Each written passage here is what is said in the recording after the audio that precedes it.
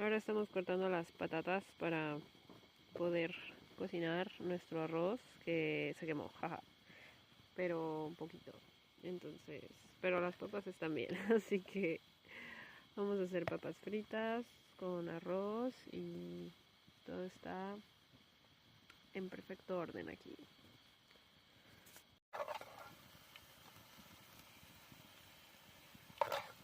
Un ajito frito,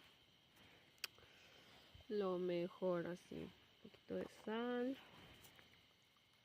ñam ñam, a la leña.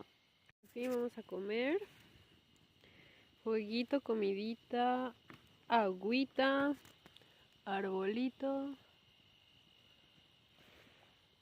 bosquecito, una chica sola en el bosque, pasando sus vacaciones.